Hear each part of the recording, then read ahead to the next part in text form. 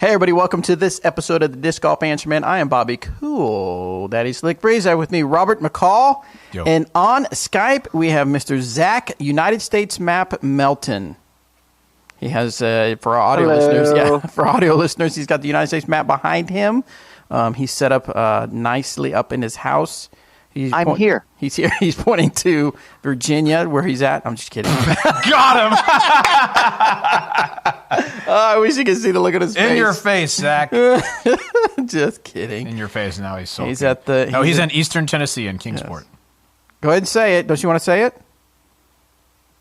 it? What you used to yell in all the grocery stores when we were in Florida? Go Vols. Oh, last bad meal? Yeah, last bad. Yeah, that was me. No balls. No balls. That was me and Zach saying when we were in Florida because we kept eating junk food. We look at each other and say, "This is our last bad meal. We're not going to have any more bad meals until the next meal." So Zach is joining us from a remote location.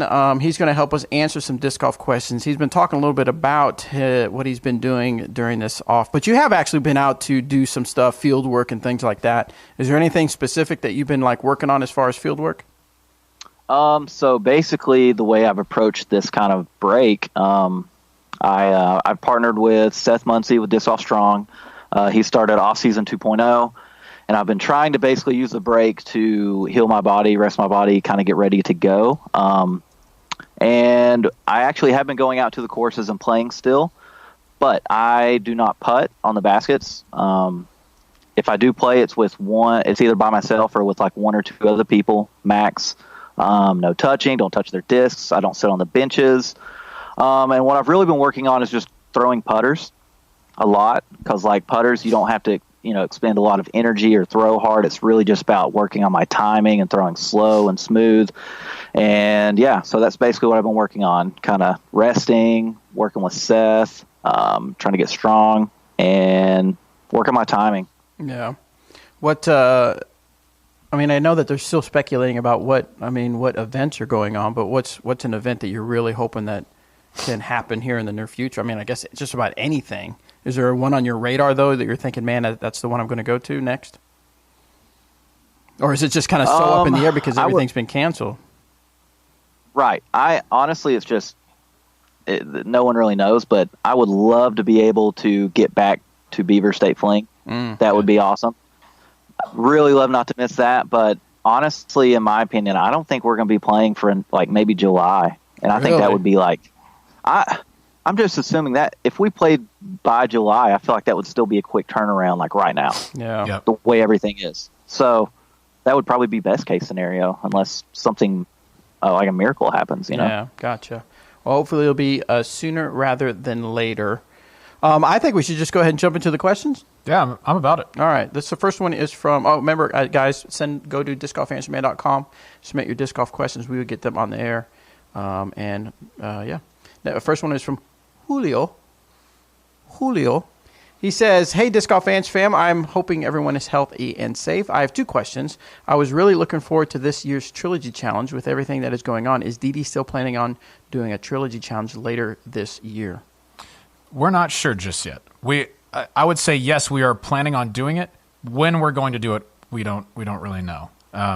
I'd say right now, you could go and register an event right now for later in the year, and if we have to postpone or something like that, you can do that.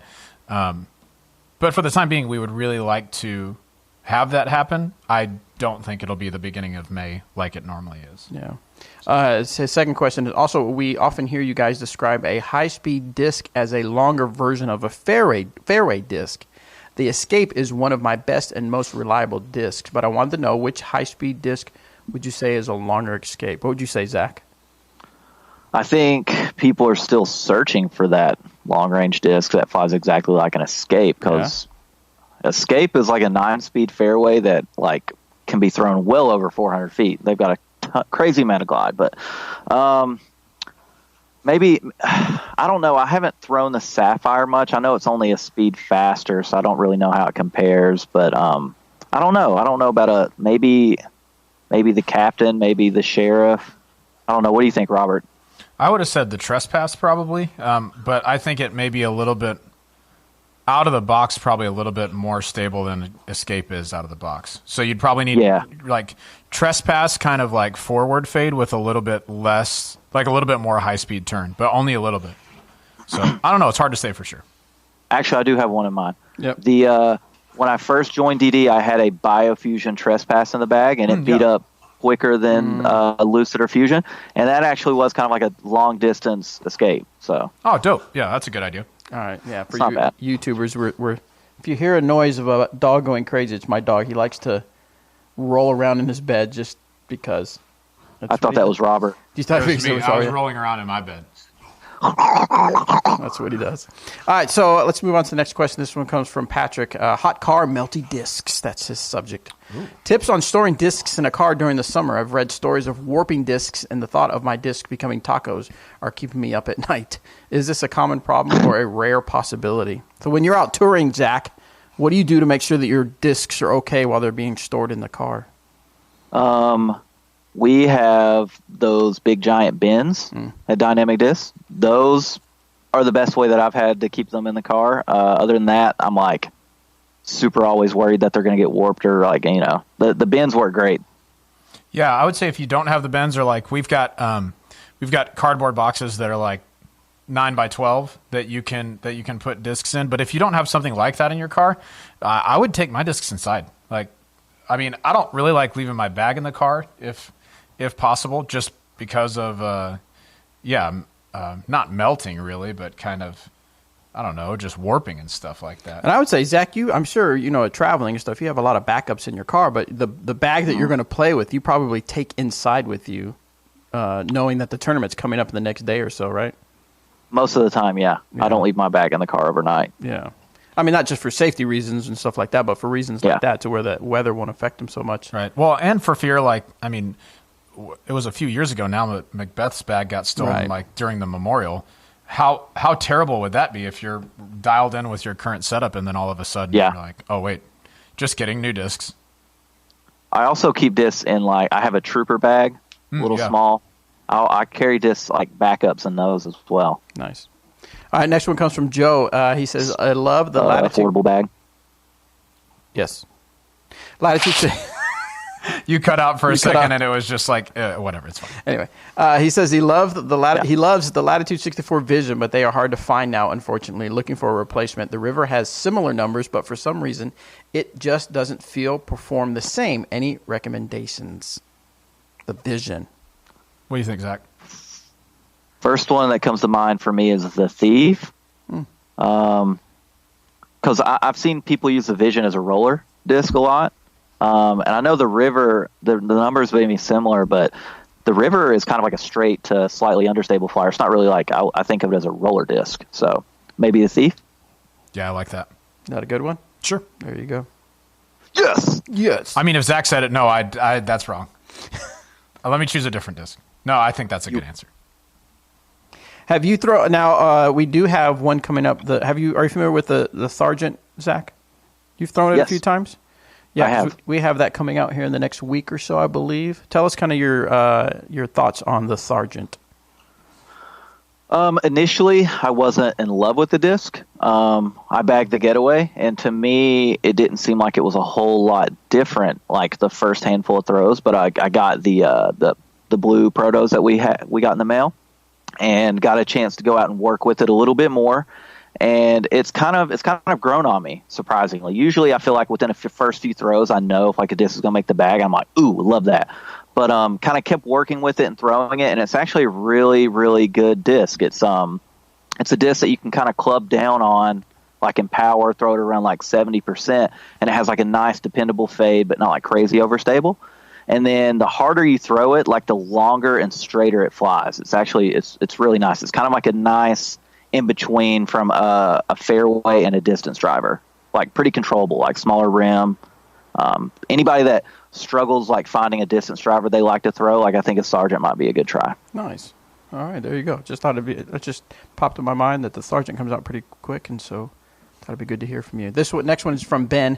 I'm having trouble with my consistency. Oh, he's got a Sergeant too. Oh, is yours one of the ones that has the genuine original stamp? Yep. Dude, those are the coolest ones. I like those. And then I got this one too. I like them both a lot. Nice. Are you finding that the Fusion is a little less overstable than the Lucid, or are they about the same? They're pretty similar. Not like a drastic change, maybe like a hair difference, but pretty similar to me right now. Yeah, from what I can tell. Cool. I haven't thrown the Lucids yet, so I was curious. Yeah, not a big difference. I wasn't sure if like it would kind of alter the stability like a decent amount, but pretty much the same. Nice. All right, so back to Ben. Consistency. I'm having trouble with my consistency. Often I can get my Pure out to 300 feet on flat land with no wind. Other times with the same conditions, it doesn't even go 130 feet. Similarly, I am throwing my Compass over 350 on some holes, and in other places I have to throw a musket for the same distance. Also, this is all on Disc Golf Valley because I haven't left my house in 23 days. I was about to say, like, it feels like something is wrong here. What is going on here? Ben, I was so confused. You got us, Ben. You got us for sure. Have you played Disc Golf Valley at all, Zach? I have not. I kind of watch other people play it a lot, and I'm like, nerd, but then it actually looks kind of fun. Yeah. Yeah, what a nerd! But I should check that out for research. But hey, can I play it? That's pretty good. Thanks for that, Ben. All right, let's move on to Gavin. He asks, "Hey, Disc Golf Answer Man, what's the most overstable plastic in putters, mid ranges to drivers? Same with most understable plastic." Whoa. Okay, can we try that again? Yeah. What's the most overstable plastic in putters? I think he's missing some stuff. Most overstable plastic in putters, mid ranges to drivers. Same with most understable plastic. Okay, so which is the most overstable plastic in general? Which is the most understable plastic in general? He says, I'm 12 years old and have been playing for 3 years, and I can throw faster speeds like 11 and 12, and I just want the perfect bag so I can have a great round. He said to keep it real, so I'm going to keep it real, Gavin. We all want the perfect bag so that we can throw great rounds. Same. But to answer his question, yeah, what do you got for as far as from most overstable to the most understable as far as plastics? You want to go or you want me to, Zach? You start off, Robert. Okay. You take it. You start off, yeah. You just take the whole thing. So when it comes to the more overstable versions of discs, Lucid plastic is usually the most overstable version of a disc that we're going to have. Occasionally, like a Lucid X disc is going to be a little bit more overstable. So if you're comparing a Lucid Maverick to a Lucid X Maverick, the Lucid X Maverick is going to be the most overstable. But those aren't really stock discs. They're made at certain times throughout the year. I think they're worth checking out for sure, other than the Maverick, because that one is not that great. I'm just kidding. It's fantastic. I really do like it. But Lucid X would be the most overstable. But what you can see on the shelf most of the time, Lucid plastic, Fusion plastic, and Lucid start off pretty close to one another. I would say Fusion tends to start off about the same stability, and it beats in just a little bit more quickly. So I think more of my beat up discs are Fusion discs as opposed to Lucid discs between those two.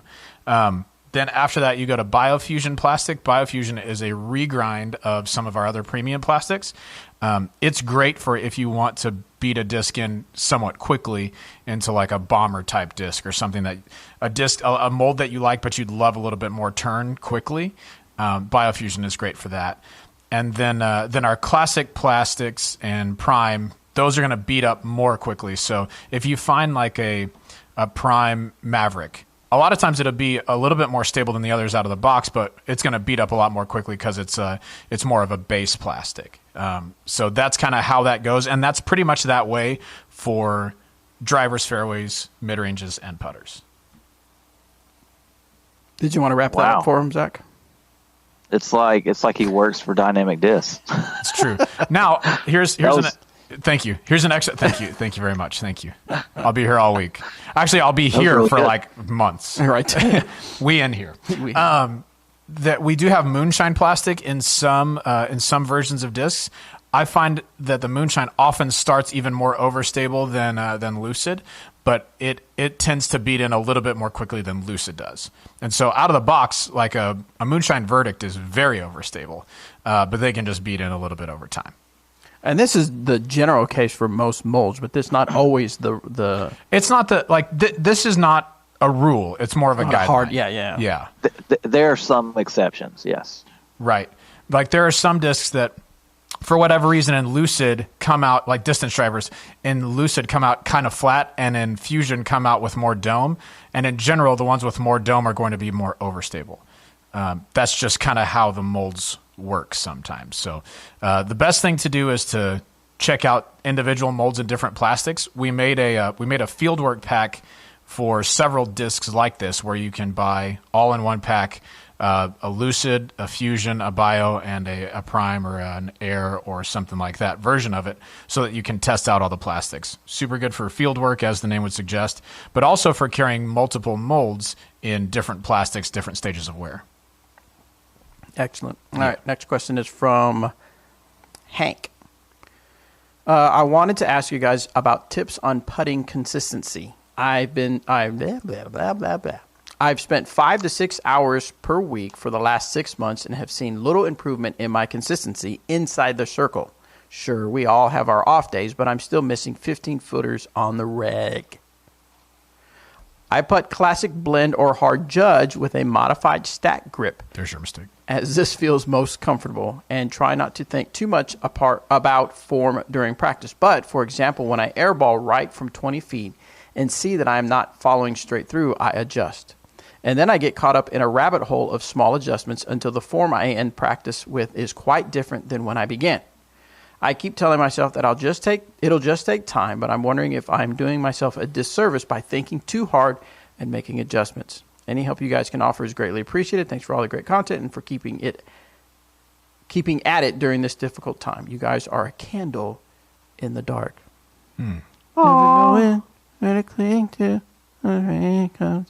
Copyright. You're a candle in the dark wind. The dark wind. The dark wind. I could understand what you said. It's okay. You're not missing out on much. Zach, what do you think about when you practice putting and making adjustments, thinking too much, stuff like that? Okay. I actually feel like I'm in a good spot to answer this question, because I would say to start the year, I felt like I was in a little bit of a putting funk. Not that I was putting poorly, but I wasn't putting up to the standard that like I kind of expect for myself. And I think it's really easy, one, to overthink everything, especially when it comes to putting. Putting is such a mental, you can be having the greatest round of your life through 7 holes, and then you miss one, and then boom, it's gone, right? One thing I've tried to do, especially, since I've been home, I brought the basket inside at night. That way I can get up, 10 minutes of putting when I walk to the kitchen or whatever. And what I've tried to do is putt anywhere from 15 to 20 feet, somewhere that doesn't, require a lot of effort, so to speak. And basically I've told myself 2 things. Make sure I use my legs, even if I don't think I need to. Use my legs and follow through. I feel like that's something when I watch a lot of people play or people who ask for advice, they're using a lot of arm when they putt. And I think it just kind of happens by nature. And like when you're using a lot of arm, it's kind of hard to duplicate the same exact motion over and over again, if that makes sense. Like just like driving, you kind of got to use your lower body to get it to your upper body to be smooth and controlled. So use your legs, use your lower body, follow through, and putt from short distances, 15, 20 feet. Now, a lot of times we get people that are beginning, and they do that. They analyze so much, and I've heard pros at clinics before even stop and think, man, I never even thought about it the way you're describing it. Is that Eric? Of course it is. I've never, Eric is calling Robert per use during Disc Golf Answer Man. Anyway, so do you remember when you first started, Zach? Did you break things down a lot like you hear a lot of beginners? No.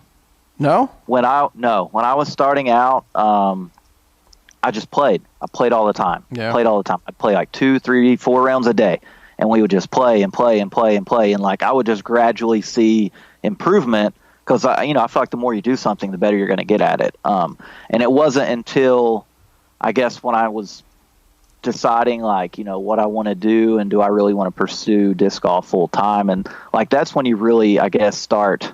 When I started getting into like the physics of everything and like really trying to make small improvements and tweak my form. And I don't know. I feel like people today, like where disc golf is so advanced now with like how much, videos are out there and how much content people, I think it's easy to kind of overanalyze every single little detail because they want it to be perfect right from the get go, and it never is. Okay, Tina. Now Tina's Please in stop, on it. Oakleys. Tina's. Should I call them? No. Should I call them right now? No. You're going to mess up the thing. Yeah. Please stop, Oakleys. Thank you. Goobers. Sorry, guys. The Oakleys are trying to. No, then she texts me, whatever. You're going to mess up everything. I've got everything plugged in and working. Yeah, it's a fragile ecosystem. Yes, it is. Oh, my God. Just ask our listeners. Yeah. To Zach's point, I think it's really important to get into a putting form and a putting routine that feels comfortable to you, even if it's not perfect, right? Because you're like, if you look at, say I would watch Zach putt and I was like, wow, I really want to putt like that.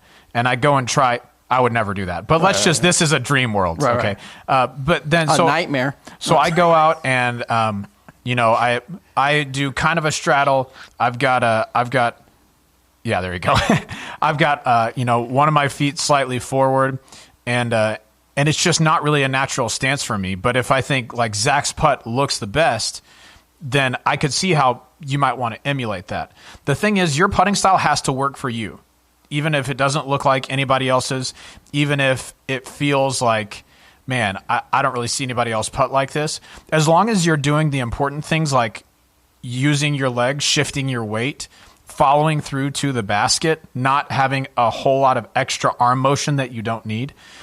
As long as you're working on that, your putting style doesn't have to look like anybody else's. You can be effective and efficient with a style that isn't familiar to other people. Like the way that I putt, I don't see a lot of people whose putt looks like mine, but I can still make a decent amount of putts. 30%. Yeah, I mean, put me inside the circle, I'm making at least 3 of 10, sometimes 4. It's hard to say.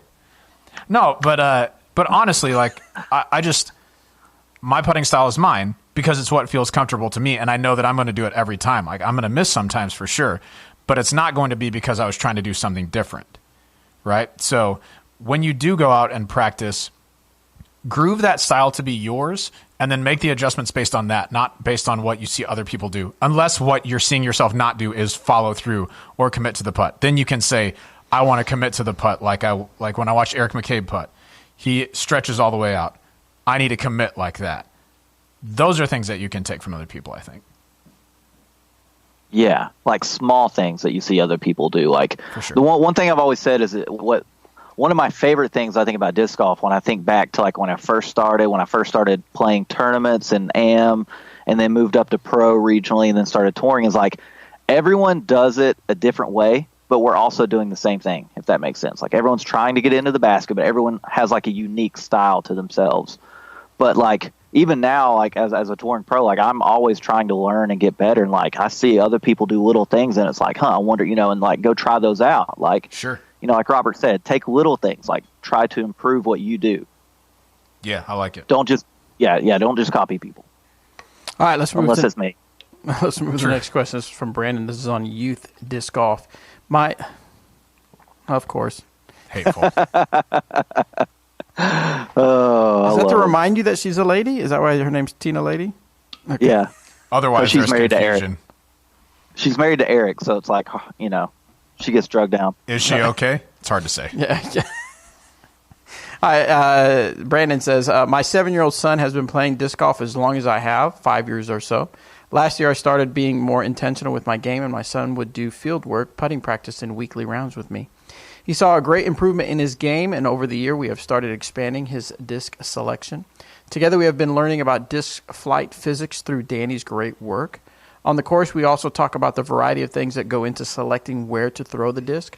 While this all sounds kind of intense, I promise it's fun for everyone involved.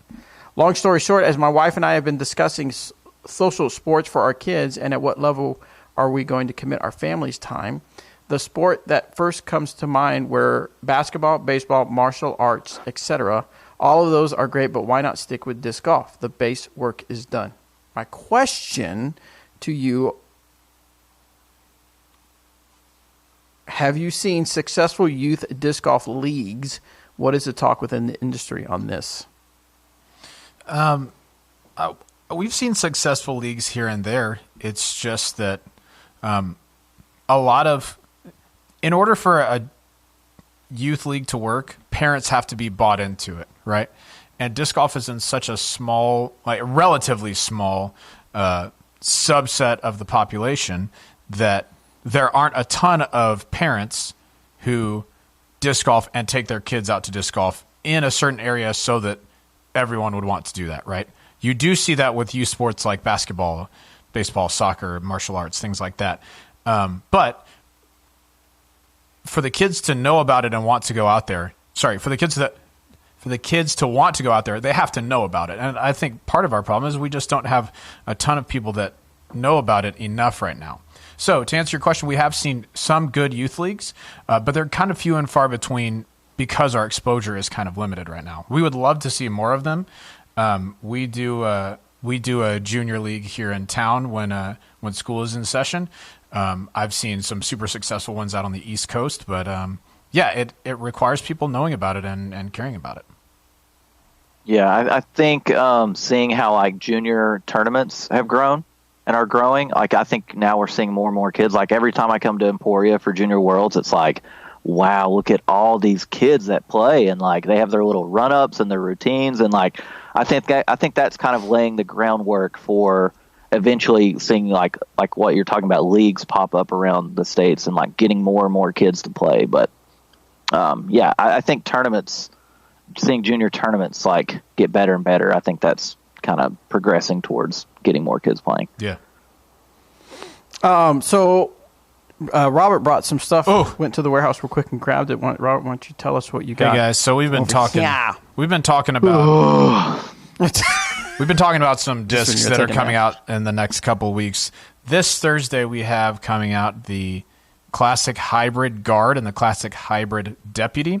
Classic Hybrid is a plastic that sits in between the stiffness of Classic and Classic Blend, so it's kind of right in between. It feels nearly like Classic Hard, but just with a little bit more tact to it. Almost like Prime does, but maybe not quite as soft as Prime. I'm gonna raise it up because I'm just feeling it right now. Gotcha. Robert, we can't see it. Thank you. So this week, this Thursday, we're coming out with Classic Hybrid Guards and Deputies. But next Thursday, so we brought the Warden home. We're coming out with these right here. Check this out.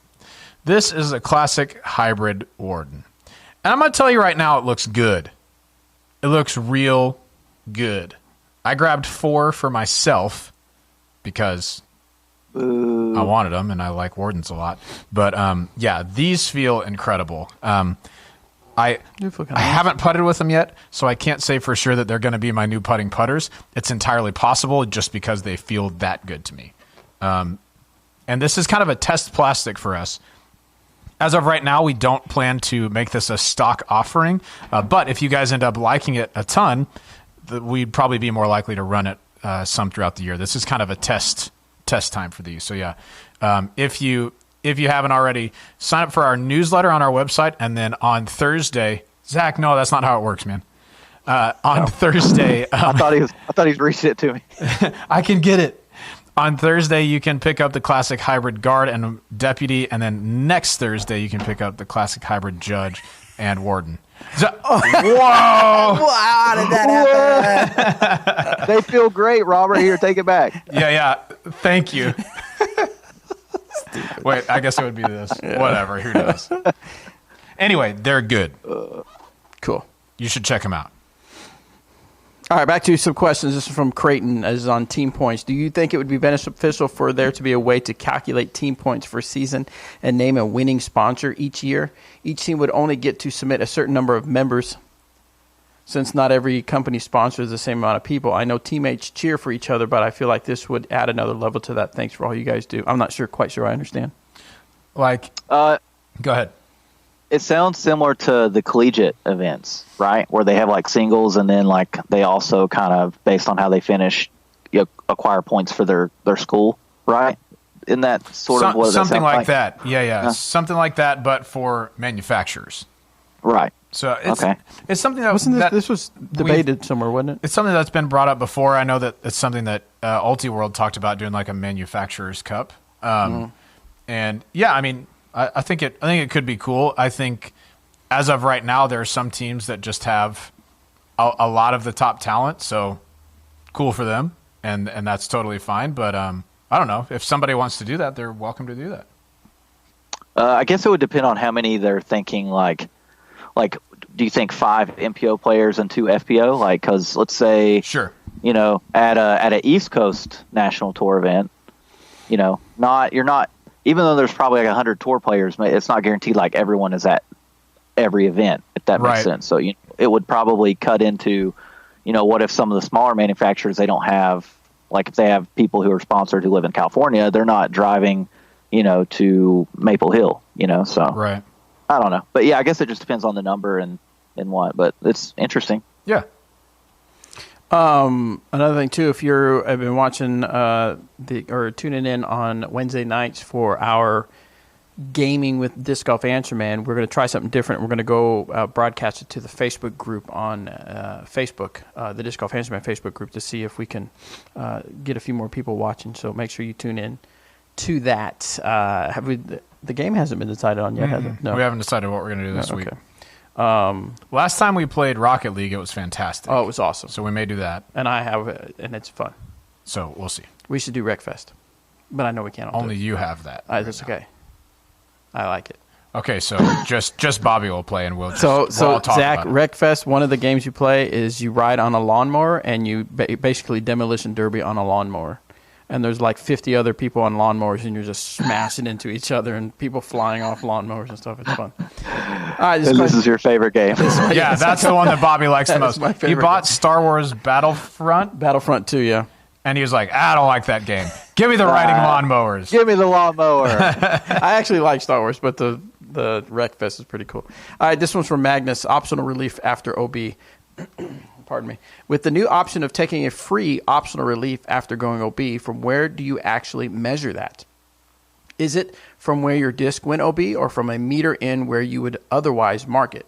If the former and backing up would just bring you back outside OB, I would assume you can't use this option. If the latter and backing up would take you alongside the OB line but closer to it, could you then move out a meter again from that point? Okay. Got it? Are you ready? Here it comes. Here it comes. So let's say the hole kind of plays along what would be the shape of a capital C, right? So it curves. It's a big dog leg to the right. Okay. And you throw out of bounds pretty early on the right side of the fairway. From where your disc goes out of bounds, you draw a line from the basket to where that is, and from there you can go straight backwards to infinity to take your next shot from. That's the optional relief portion. Now, if you want to just take your relief and bounce, you would bring the disc pretty much perpendicular to the point where it went out, a meter in, and then you throw from there. But if you want to take the optional relief, you draw a line from the basket to the point where you went, and then you can go as far back as you want to. Does that make sense? I've used this before. I had to, because I was in a really terrible spot down by some water. I had to go like 60 feet back to get good enough footing, but it also gave me an angle to get around the corner and save bogey after I went out of bounds on the hole. It's actually really forgiving rule. Beneficial, I think, which surprised me. I was like, wow, that's actually really forgiving.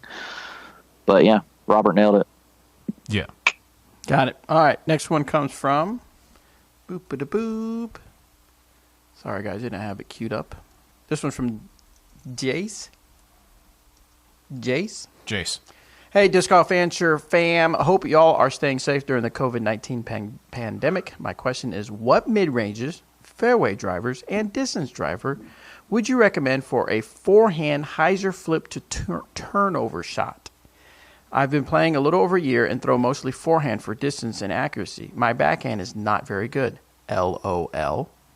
I can hyzer flip to turn lol. I can hyzer flip to turn over a swan and a deputy out to 190 feet. Hyzer flip to flat lucid EMAC truth out to 280 pretty consistently, and can put my Opto X Saint out to about 380 on a good flick. I have tried a Gobi, Lucid Maverick, Recycled Saint, Goldline Bolt, and a Fusion Renegade, but the only one that holds a decent turnover line is the Maverick. The rest usually turn completely over. So any suggestions would be appreciated. Thanks, and keep it real. What you think, Zach? For a mid-range, he should try the Claymore. Yep, it's good. It's less stable than an EMAC. Should be able to work. Eric Oakley throws it sidearm quite a bit. That's actually the only mid-range he can throw sidearm because his sidearm's terrible. But we could only call Eric. Yeah. If only we had a way to get in touch with him. To get in touch with Eric about Got this. him. Oh, what if he calls right now? Oh. So he said the Maverick works good for the fairway, right? Yeah. Yep. Okay. Distance driver, maybe a captain to get it to hyzer flip and then, or hyzer up to flat then flip. Maybe a Destiny hyzer flip up and turn over. Something along those lines, like more understable distance driver. The shot that he's talking about, throwing a sidearm hard with hyzer, getting it stand up and then turn.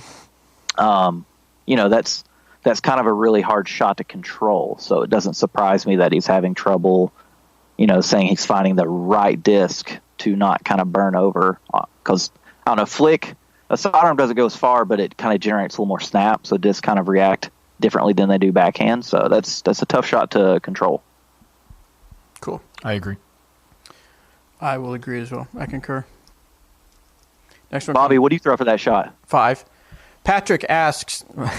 You can't listen to him in these circumstances. Patrick says, hey guys, I've been putting with the Blend Deputy for a while now, and it feels really comfortable in my hand. I love the feel of the semi-flat edge on the rim. However, the wind seems to mess with the Deputy more than other putters I've used in the past. So how do I combat that? Do I need to step up in stability? My Deputies are 173, 174, so I don't think weight should be a problem, but who knows? Thanks for keeping me invested in the sport, and huge shout out to Robert for signing the Lucid Captain I ordered a while back. Peace. You're welcome, Patrick. So what do you think for a Deputy that, or the fact that the Deputy can get a little wobbly for him? I mean, understable discs do get affected more in the wind. That's no secret. If he really loves putting with the Deputy, I suggest he stick with it. And, you're going to putt without wind more than you're putting with wind, unless you live in Emporia, Kansas. So yeah, if he really likes the Deputy, I would say stick with it and really, try to work the kinks out in his putt and learn to putt with him in the wind. But, when I come to Kansas for GBO, in the past years when it's been really windy, I've putted with a criminal in the wind because it's been insane. So I like putting with judges, though that's my putter, but sometimes I just can't use a judge, but those are pretty extreme circumstances. Yeah. If it's super duper windy, I'll step up to something like a Slammer or a Cenas or something just because. Hey, you seen this? You seen this? Because it doesn't have the glide that other putters have. So it's less affected by the wind. Dude, is it so dumb or is it the best? It's the best. That's why it's so dumb. It's the best. Thank you very much. I love it. But up to about 20 miles an hour, I'll just stick with the Warden. Now, the Warden has more stability than the Deputy out of the box, and so you are going to have a little bit more difficult time putting with the Deputy all the time, especially into headwind conditions. So if you're looking for something that feels similar, I think the Mercy is kind of a similar feeling putter to the Deputy that's going to be a little bit straighter. You might check that out. I love the Warden for that, but they don't feel – the Deputy and the Warden don't feel like 100% the same. They're pretty close, but I would check out either the Warden or the Mercy. So if the Deputy is something that you putt with, or let's just say whatever disc you putt with, and then all of a sudden the wind conditions are more than you're used to, you're gonna switch your putter before you do anything with your form. You mean as far as adjusting to wind? You know what I mean? If we're talking serious wind situations, then yes, I'll switch putter. But all right, if we're talking 15 mile an hour crosswind, okay, that's probably my worst wind. Right to left crosswind is my worst wind because I putt on a little bit of hyzer. So when there's any crosswind over about 10 miles an hour, I'll start throwing the disc a little bit flatter, right? So and when I get to the end of the flight, instead of extending toward the basket, fingers straight out, I'll kind of pop them up just a little. That gets that left edge up, so it flies a little bit flatter and straighter for me. But once you get past about 20 miles an hour, there's just too much of a chance that if I don't get that disc to flat, it's just going to sail over the basket. Even if I do, enough of a gust could make it miss either side, and it's a goner. So that's why I switched to a putter that has less glide, because it's less affected by the wind and it's more overstable. So in a crosswind and a headwind, I'll throw a slammer or a Cenas, but only in extreme situations. Into a straight headwind and like a 15-mile-an-hour headwind, the only thing I'll change is I'll slow my arm down, still make sure that I follow through, but just try and get more spin on the disc. The disc is going to fly slower through the air. What? It's just messing with Zach. Okay. The disc is going to fly slower through the air, but it's going to stay a little bit straighter if it's spinning a few more times than normal. That's what I do. Is that similar for you, Zach? Or Yeah, I think like changing your putter to, like he said, a slammer, or like I said at GBO one round, I had used the Criminal because of how gusty and how windy it was. That's very situational. That wasn't like the entire round. Oh, I'm just putting with criminals.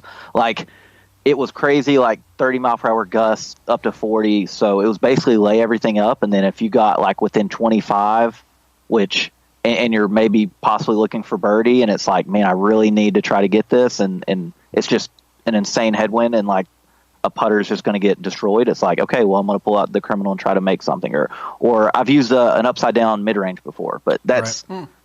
I can count on one hand how many times I've had to do that in my career. So it's like, it's not like it happens a lot. Like Robert said, it's like, you find what you like to putt with, what you're good at putting with, what feels good, and then based on your circumstances and the conditions, like you have to kind of tweak stuff, Yeah. Like in a tailwind, you're going to putt a little bit higher. You're not changing the putter you putt with, but you're going to putt a little higher, or you're going to putt a little harder. And for him, the right to left, I'm left-handed, so that left to right. And once I get out to about circle's edge where I have a little bit more fade at the end of my putt, that's probably worst case scenario win for me. So, just got to try to adjust to the conditions. what about like a spin putter? Would they just put more spin on it, or doesn't do much to that? But some people spin on an Anheuser, and some, everyone's got their own unique putt. Everyone isn't just like, oh, I'm a spin putter and it's flat. Like some people spin Heiser. It's just based on your putt. Like just because we know he putts with a deputy doesn't mean we know how he should approach headwind, crosswind, tail. Yeah, that's true. But yeah, if he likes putting with it, just get out and practice and learn to adjust with it. Super quick to go along with that. I think one thing that Zach said that we should. Something is happening upstairs. I don't know what. One thing that Zach said that I think is important for us to think about is that I'm more likely to change my aim point before I'm likely to change anything in my putt. So if it's a tailwind, I'm just going to aim a little bit higher. If it's a crosswind, I'll push my aim out a little bit to the right or left, depending on how far out I am, instead of changing the mechanics of how I putt. Cool. Yeah, when he said Cenas again, and Bobby was making faces, I just couldn't stop laughing. That's what was going on. Like, and This guy. that joke is so good that I thought about the joke and I couldn't stop laughing. Yes. I had to just look away. So It's excellent. All right, next one's from Paul. Multiple plastics of same type. Buddy gave me a Lucid Trespass and fell in love instantly. It's a little flippy, but I'm used to its flight and able to adjust the release to get those flip-up throws. My question has been thinking about getting more, but maybe in a different plastic type. Which three would you guys recommend? Also, last one I also have it on Alasta Westside World. Which disc would you recommend in the DD lineup that could be comparable to that? Thanks for all of what you guys do. Love listening to all your content. As always, keep it real. Keep in real. I think some people use like speak to text or speech to text. Yeah. And so there's like missing commas and periods and stuff, and that really throws me off. Yeah. So anyway, someone gave him a Lucid Trespass. What are some other plastics he should get? I mean, earlier you were talking about Biofusion Trespass, correct? yeah, it will beat it. It's brand new. It flies just the same, but I think within a few weeks, if you're out throwing it quite a bit, if you play one time a week, you're not going to see a big difference. But if you get out and throw it a handful of times, you're going to notice the Biofusion to kind of beat up quicker and hyzer flip, hold long turnovers. So get a different flight. Now, obviously, I don't have the speed that you guys have, but I have a Biofusion Trespass, and I believe, if I'm not mistaken, I have had that since Biofusion Trespasses came out. Ooh. I really like it. I've lost it maybe 2 or 3 times, and it's always come back. So we're in love. So, no, I really like that disc for those type of throws for sure. And then the Elasto Westside World. What do we have in the DD lineup that would be comparable to that? You'd have to look at something in like the Sheriff realm for something like that. The Elasto is going to be a little bit. It's the like fluid. the fluid, yeah. It's more overstable than that plastic. Yes. Yeah. So you'd have to find like maybe a Lucid X Sheriff, one of the Page Shoes fundraiser discs this year, might be a good comparison. Otherwise, you're getting into in the DD lineup, you're not going to have that so much as in the Latitude lineup. The Ballista Pro or the Ballista might be something good for you to look into. Maybe Biofusion Raider. Oh, that's a good one too. Yeah, for sure. Maybe. Cool. I'm going to read this one last question from the Google Forms, and then so YouTube chat, if you've got some specific questions for Zach, put them in the chat real quick, and we'll ask those after this question. This one comes from Justin. Throwing only putters for better form. Hey guys, I've been struggling with nose angle for a while now. I read in a few different places people suggesting to only throw a putter for a few weeks to help. What are your thoughts on it? And I'm new to the show and trying to catch up. Sorry if this has been asked before.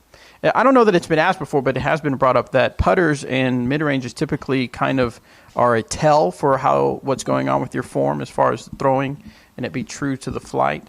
But what else, Zach, can you suggest to him as far as throwing putters and how it can teach him to have better form?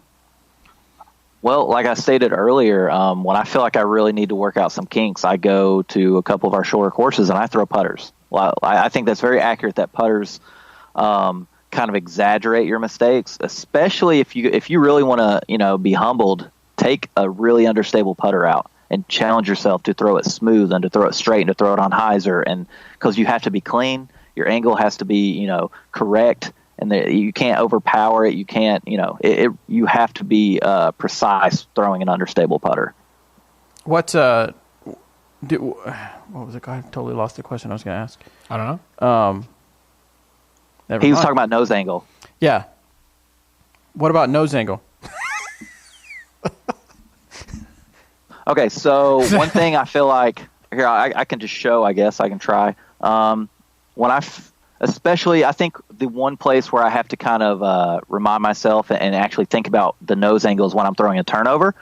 Because if you're holding a disc flat and then you decide to throw a turn, you see how like the front of the disc, like it'll just come up just naturally. So one thing I tell myself is like push that thumb down, throw a turnover, but push that nose down and keep that nose angle level. Because it feels like you're pointing it down, but that's actually flat.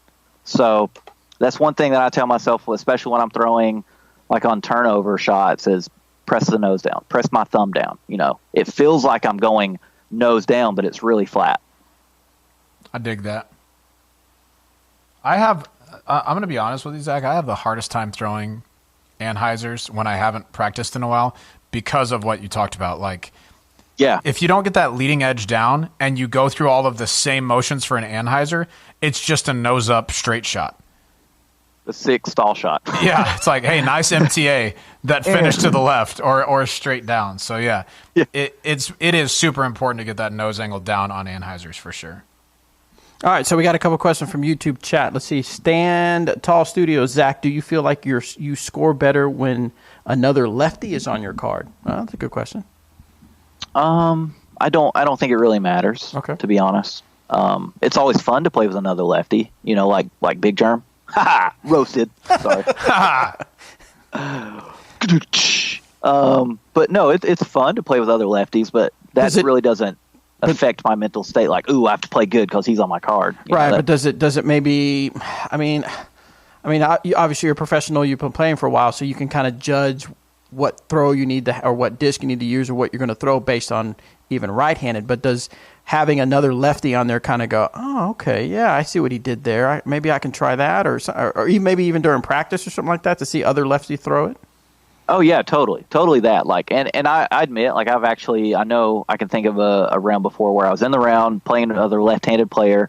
He threw a shot, and I was like, wow, he made that look really easy. Why didn't I think about throwing that shot here? And I was like, I'll try it, and then bam, bogey. Okay, that's why I didn't do it, because I didn't practice. So, but now, like, when I play with another lefty, I'll see him throw a shot, and I'll be like, I wonder why he does that. And so like I'll go talk to him about it and hear his reasoning behind it. And then when I go practice the course the next time, it's like I'm going to try that shot out and see what he's talking about, see if it's for me, But yeah.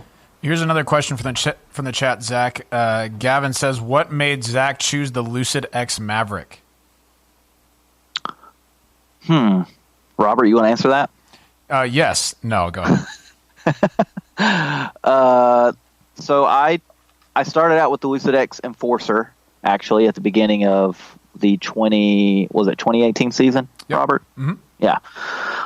And those came out. I'd never thrown one, but they came out, and they were good for what they were, which was a wind-fighting, overstable disc, but it was a disc that I don't throw a lot. I was like, wow, these are great, but I never throw this. And so I was allowed to switch to a disc that I felt like I would throw more often. But I felt like anybody from a beginner to a pro could use. It's a very versatile disc depending on your arm speed, and it's kind of for everyone.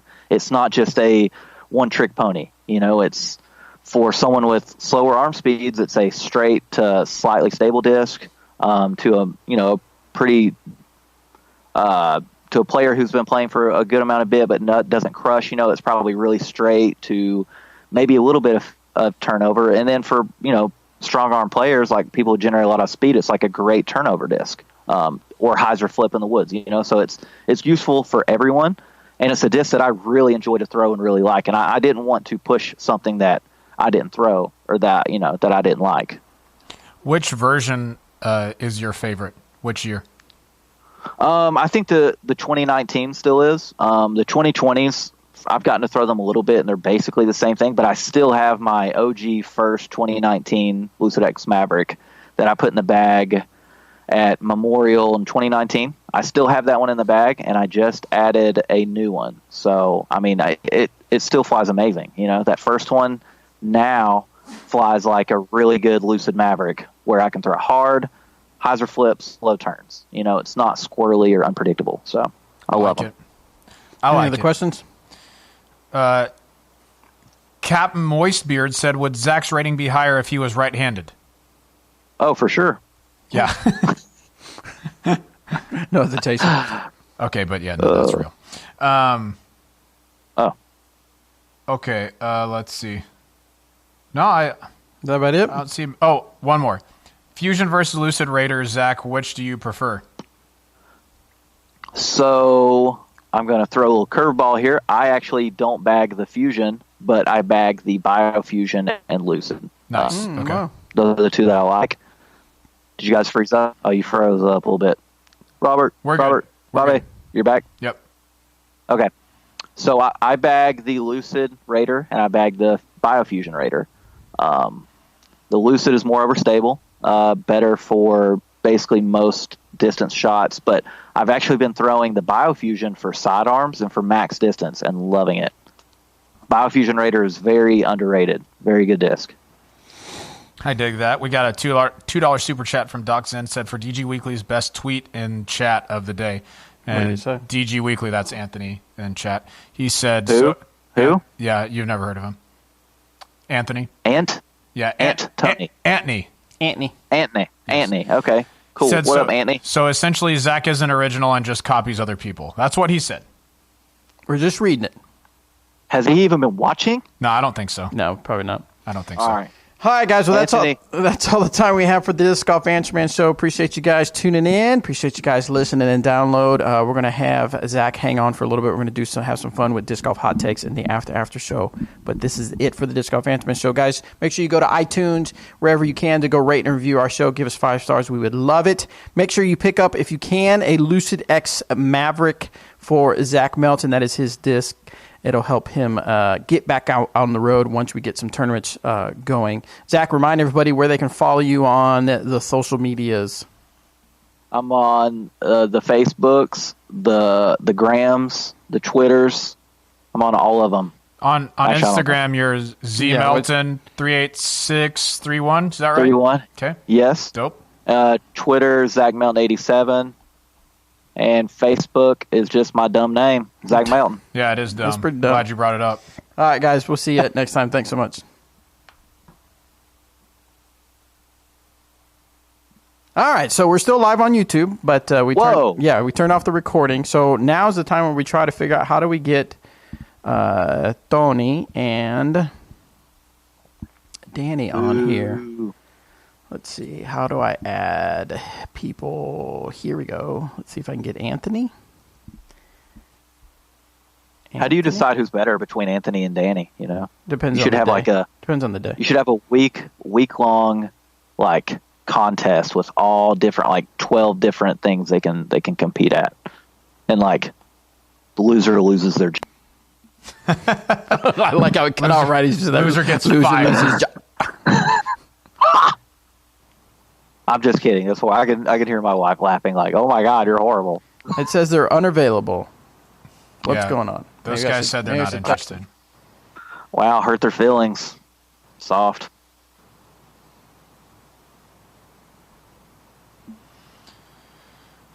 Danny says, give me a minute. Maybe you do need to fire them. It's true. Temp, that's a good idea. Temp said, can we do Nightbot commands in the chat to have your guests' social media handles? How does that work? Wow. He is super Nightbot, smart. So we put commands in there like what other people do right now. And we'll see if at least Anthony's trying to call you on Skype. What? I'm seeing if Anthony can you're join. Good. Anthony unavailable. That's silly. He says I'm all the way available. Anthony, I don't have a link. I'm just trying to call you, and it says you're unavailable. Should I call Tina back? No. Okay. Get her out of here.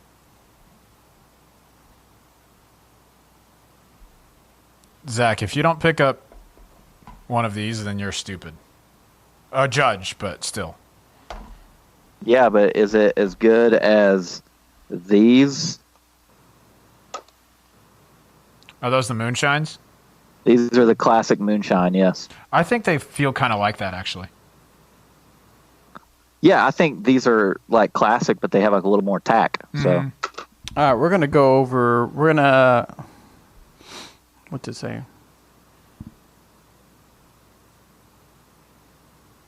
I'm using whatever's in Skype as your name listed on here. are you talking to me? No, I'm talking to. If you guys have questions for Zach in the meantime, we can ask them for you. Can I have a phone a friend option? I don't know what to say. No. All right, maybe to go back. How do I go back to that conversation? Oh, that's the conversation. How do I get back to the video? Can you see us? Robert, I don't know the answer. how's Walter? Oh, Pup Dog's pretty good. Still, whenever someone comes to the door, he freaks out. So, yeah, that still hasn't changed. Diggin' DG. Oh, there's Danny. Hey, Danny. How did Danny get in there? Diggin' DG says, Zach. Danny's in here. How many Anthony, aces can't do you get have? in here? How many aces do I have? Yeah.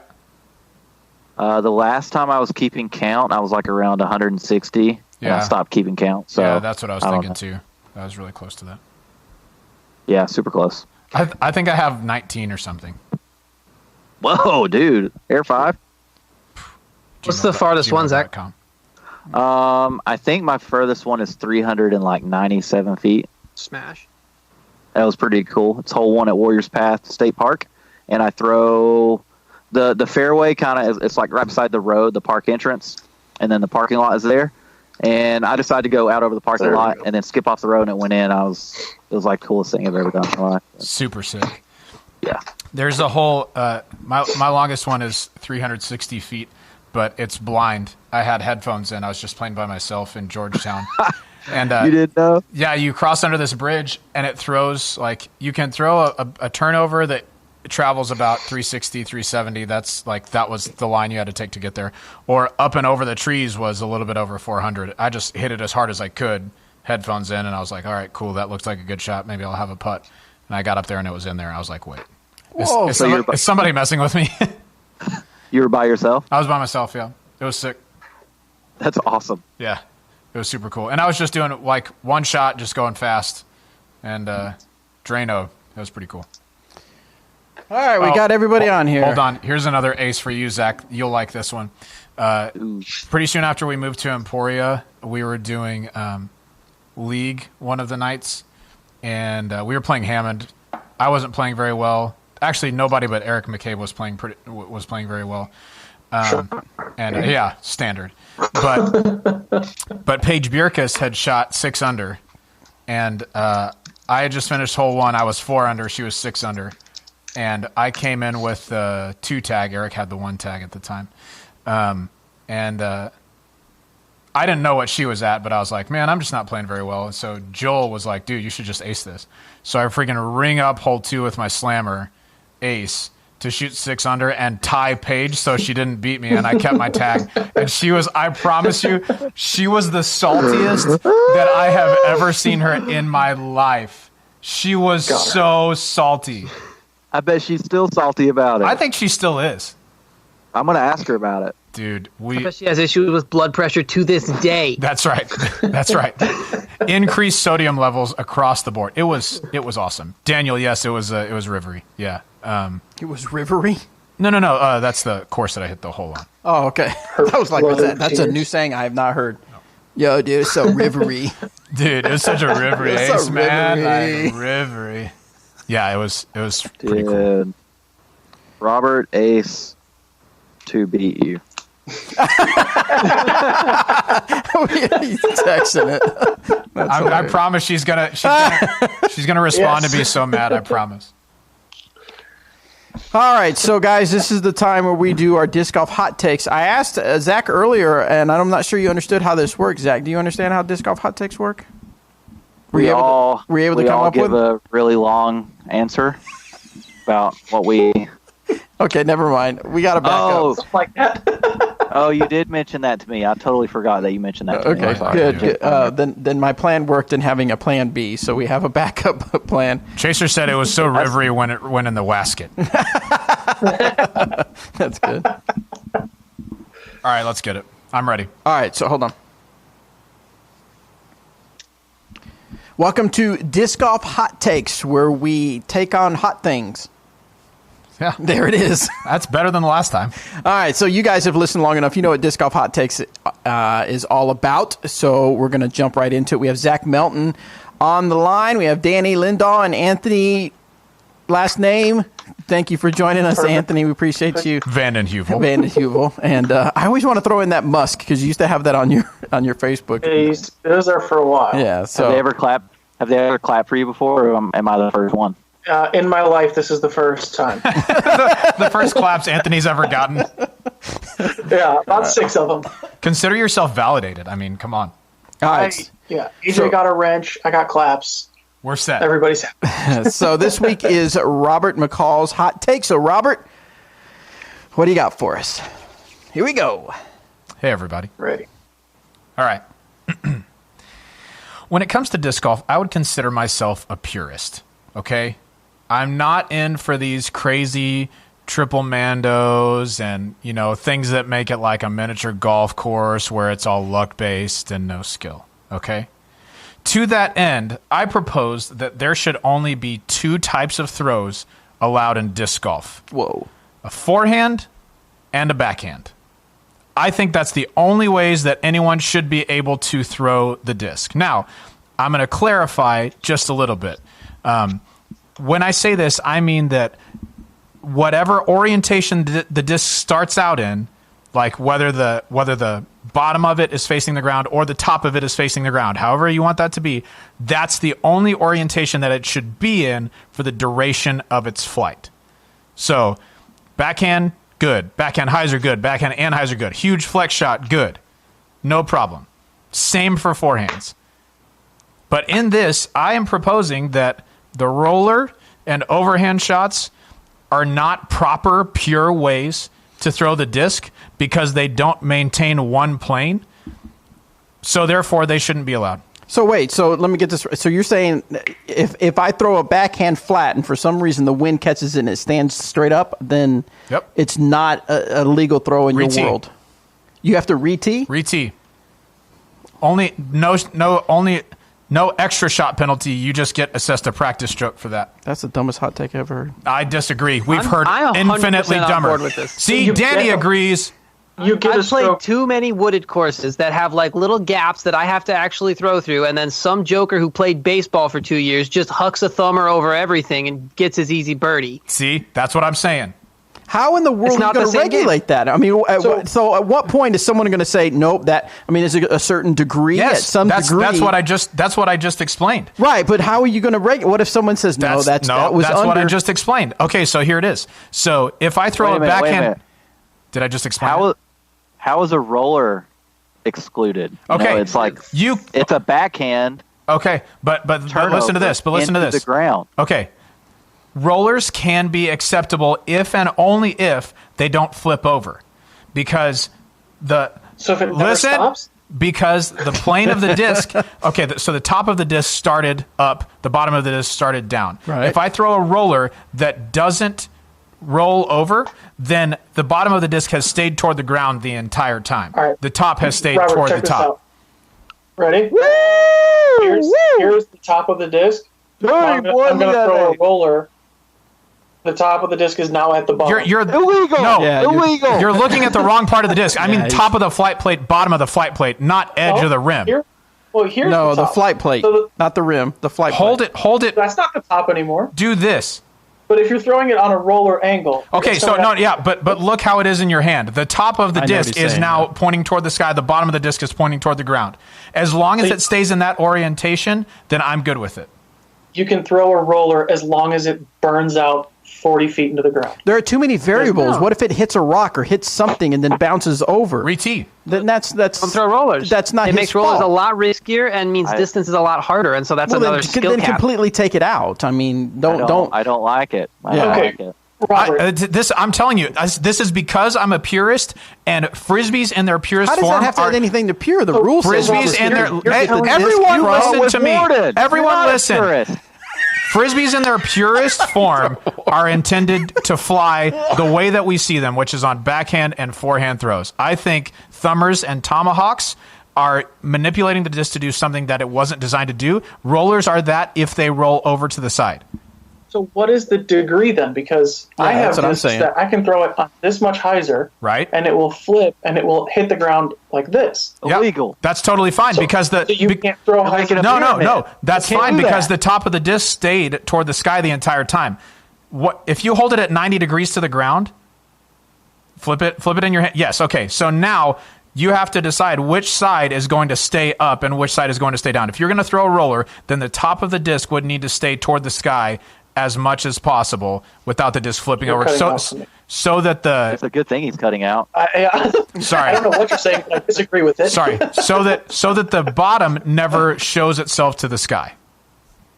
That's But I think- that's how you enforce the rule. If I take a beat up witness and I throw it like this, and it flips and does that and rolls, if it finishes this way, it's fine. If it finishes that way, Exactly. Yeah. What if at the very end? That's exactly right. What if at the very end it's everything? It's following your rules precisely, but then if for some reason at the very end it just kind of rolls and then lands on its back. You're saying that Like what a roller's the supposed to do. complete throw is okay. now done. So then I would answer that question like this: if a putt is thrown exactly how I want it to, and it hits all the chains and even the bottom of the basket, but hops out of the basket, it did everything it was supposed to do. But no, you would re-tee because it didn't do everything it was supposed to do. No, it didn't land in the cage. Okay, yeah. So you Okay, take so- another shot. That's what I'm saying is if that bottom ends up toward the sky, you've thrown a disc in the way it wasn't designed to be thrown. Therefore, you re-tee. you throw a spike hyzer, right? Yeah. Comes out of your hand Sure. on a super hyzer angle. Maybe Sure. it'll flip up a little bit, hits the ground, flips over. I would say once it hits the ground after flying on a spike hyzer, maybe we could adjust somehow for Then stuff once like the roller that. hits the ground, Okay, but you're intending to do that with a roller. There's no way that this could be regulated or governed or, I think or this. refereed. I think this could definitely No, it's be just like a governed. football. I think You it just could call it on your teammate, yeah, or yes, your card mate. yes. Now, see, here's where if you wanted to what say about blind shots? okay, then if you Yeah, what get there about and blind shot? then the benefit goes to the player just like it would right now. If there's a Mando around the corner and there's a reasonable, there's a If I'm playing one-on-one basketball against Zach, I can throw the ball in the air, cover his eyes, and be like, "Oh, I went in." No, that's not how this Couldn't see works. it. No, because it's written into the rules. If there's a reasonable, Look at Zach. Yes. you can do that. If there's a reasonable chance that a disc passed a Mando that you can't see. Rule. No. I'm saying Throwing reason out. No. You're asking about blind shots. I'm saying there's something in the rules for this. That covers if the disc lands upside down past the Mando and you don't know if it covered. The same thing. Maybe it hit a rock right at the end and flipped over, right? I'm saying that the side of the disc that starts toward the sky should stay toward the sky the entire time. It eliminates thumbers and overhands, and it eliminates intentional rollers that flip over. I like it. Chase, his email is robert@dynamicdiscs.com. Hey, here's an idea. Maybe don't say that on the air for everybody. Everybody knows mine. I say it all the time when we give away prizes. Yeah, I don't want everybody to know mine. Best part is I've seen Chase throw like 400-foot tomahawks and stuff, so he's shaking. He's so mad right now. Yeah. I That's feel fine. like And to Chase, I would say, asked Robert to come up with something that would just make everyone mad. and to Chase, I would say It's a hot take. look. So if you're throwing those super huge overhand shots like What's that, wrong with you? if you're throwing those super huge overhand shots, like good for you, but you're not playing disc golf the way it's intended to be played. That's what I would say. Who said? In this, I did, because it's my hot take, and I'm saying the but purest way that's- to throw is a backhand or a forehand By only. what standard? Why is that pure? Because Just it's because pure. you said? Because it's pure. Because That's how discs are designed to be thrown. Yes, Robert, thank How they're you. designed to Thank you. I have a rebuttal here, okay? Okay, I'm ready. I want to come back at you with something. One thing that, even when I first started playing, one thing I realized from watching old footage and everything like that, like the roller has been a skilled shot from a long time before any of us were playing disc golf. Like Okay. this isn't just like a gimmick, Sure. right? Guys have been using it for a long time, and it's not like, oh, anybody that starts can just, oh, I'm just going to throw a disc down and it's going to roll 450 feet. Like it takes skill to learn. Sure. You're manipulate the disc on the ground, starting like this, rolling this way, getting flat, and then curling back. You're manipulating the angle just like if you throw a flex shot. Can we all agree, though? I'm on board with Robert apart from rollers, Okay. because that's after the disc has hit the ground. Okay. Let's say, can we agree that like a backhand or a forehand is a more pure shot than an overhand like a tomahawk? What do you mean pure? Well, give me pure. What is pure? It's more. It's how the disc is designed to fly. It looks better. It's looks has nothing to takes do more with it. skill to throw. A disc is designed to be thrown into the air. What does it have to do with how it looks in the air? You need a better definition of pure. Pure, just because you say the word pure, which sounds so nice, and saying this is pure, it doesn't help define it. I think it does. No. unique to disc golf. The Unique to disc golf. The flight of identifiable. Yes, the flight of a disc thrown on a slight hyzer that gets up and slightly over to anhyzer and flexes out, I think is one of the most aesthetically pleasing things in any sport to watch. I don't think you would say the same for a thumber or a tomahawk. I don't think you would say the same for I a have roller. seen some amazing thumber shots. how aesthetically and tomahawk I have throws. thrown up in my mouth several times just thinking of thumbers since the start. You need to rethink your lunch. That's all. That's a whole different hot take. I don't think the pleasantness of it to watch should matter. If you're playing football and a guy throws a 30-yard pass, guy catches it, jukes a defender, breaks a couple tackles, runs into the end zone, that's 6 points. Just like if they hand the ball off and the guy walks and nobody touches him, it's still 6 points. The objective of disc golf is to get your disc into the basket in the least amount of throws as possible. Okay, so let's go along with the football analogy then, right? If I'm a quarterback, my job is to throw the football, and I would say that throwing the football.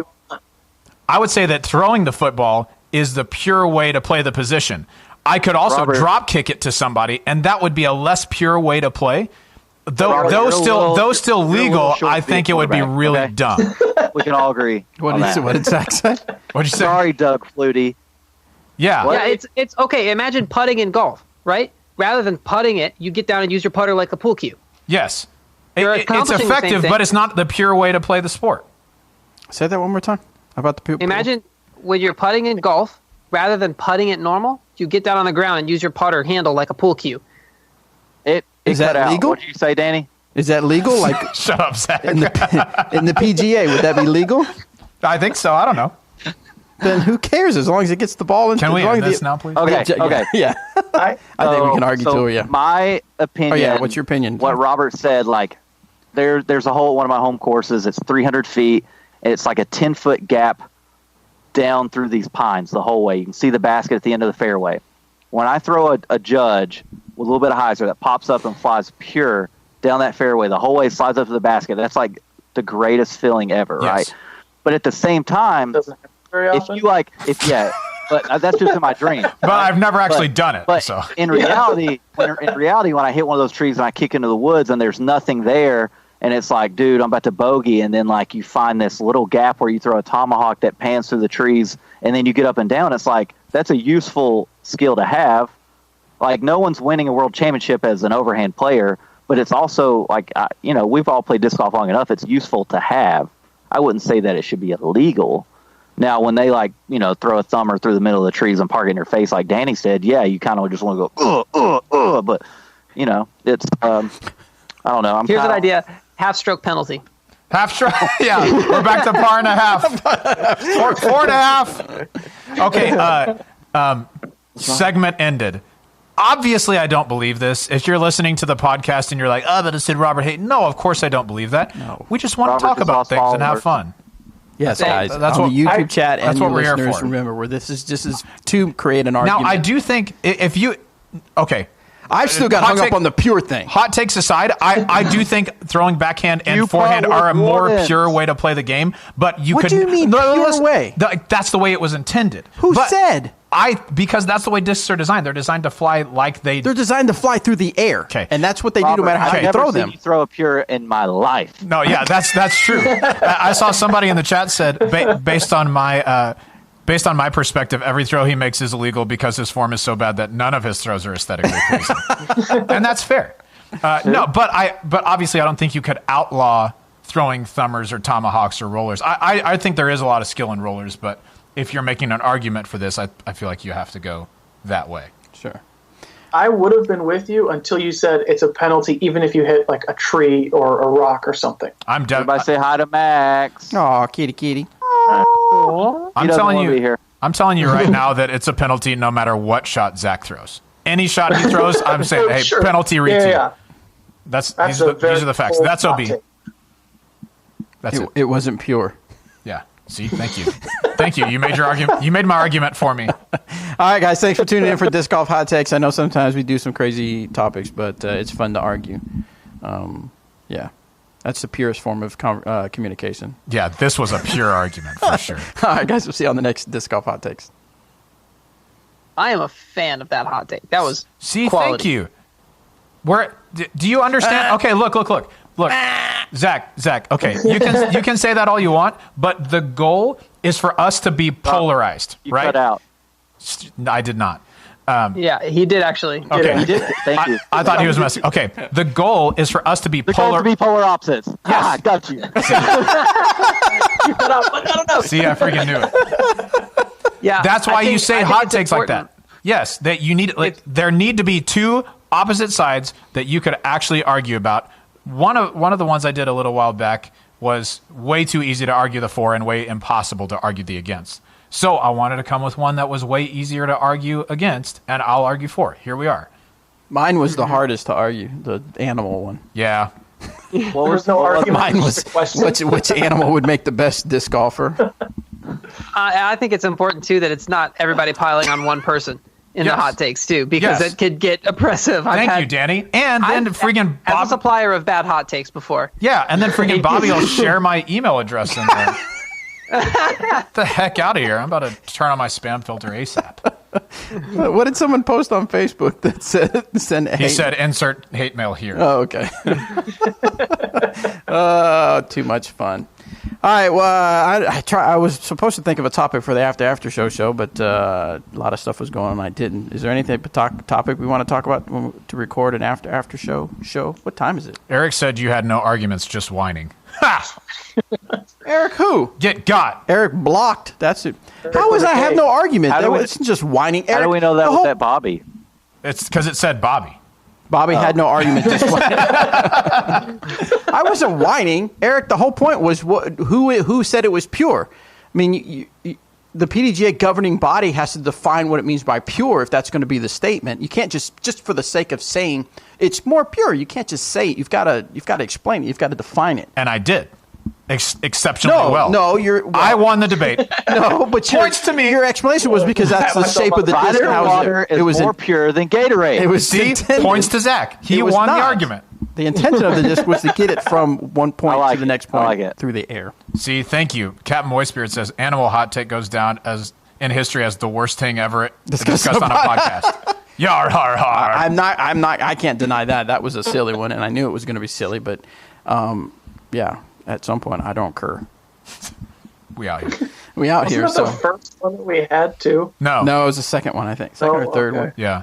Ooh, a good hot take would have been that all courses are righty friendly, and Ooh, that would have been awesome for Zach. Like, Dude, the few holes that are lefty we friendly should honestly usually make a discuss course labeled that. as lefty. Yes, we should discuss would've- that because Zach's got some good stuff for that. I would have agreed. It's true. I'm on Danny's side. Wait, I'm not on this side. Wait. Wait. Should we try to get the Oakleys on here? I mean, I guess What? we can.